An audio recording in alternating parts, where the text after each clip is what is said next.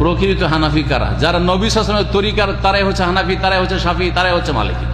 আজ নবীর তরিকা বাদ দিয়ে জয়ীব জাল হিটা সিটা একটা ধরে আছে, তারা খাঁটি হানাফি না, তারা নকল হানাফি। আমি একজন পাক্কা হানাফি। আমি ডক্টর জাকির নায়েক একজন পাক্কা হানাফি। কেন?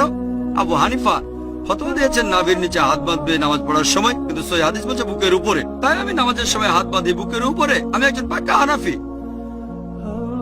ইমাম শাফি বলেছেন যদি দেখো আমার কোন ফতোয়া আল্লাহ এবং রাসূলের বিরুদ্ধে যাচ্ছে, সেটা দেয়ালে ছুঁড়ে মারো। ইমাম শাফি বলেছেন অজু অবস্থায় কোনো মহিলাকে স্পর্শ করলে অজু ভেঙে যায়, কিন্তু সহিহ হাদিস বলছে অজু ভেঙে যায় না। তাহলে কোনো মহিলাকে অনিচ্ছাকৃতভাবে স্পর্শ করলে অজু ভেঙে যায় না। যেহেতু আমি ইমাম শাফির ফতোয়া দেওয়ালে ছুঁড়ে মেরেছি, তিনি বলেছেন আমি একজন পাক্কা শাফি। আমি পাক্কা হানাফি, পাক্কা শাফি, আমি পাক্কা হামলি, এছাড়া পাক্কা মালিকি। পাক্কা মানে খাঁটি। আমি মেনে চলি 100%, অন্যরা মানে হয়তো 80 বা 90%, অথবা আবু হানিফার 60%। আমি পুরোপুরি মেনে চলি। এই চারজন ইমামই বলেছেন যদি দেখো আমার কোনো ফতোয়া আল্লাহ এবং রাসূলের বিরুদ্ধে যাচ্ছে, ফতোয়া দেওয়ালে ছুঁড়ে মারো।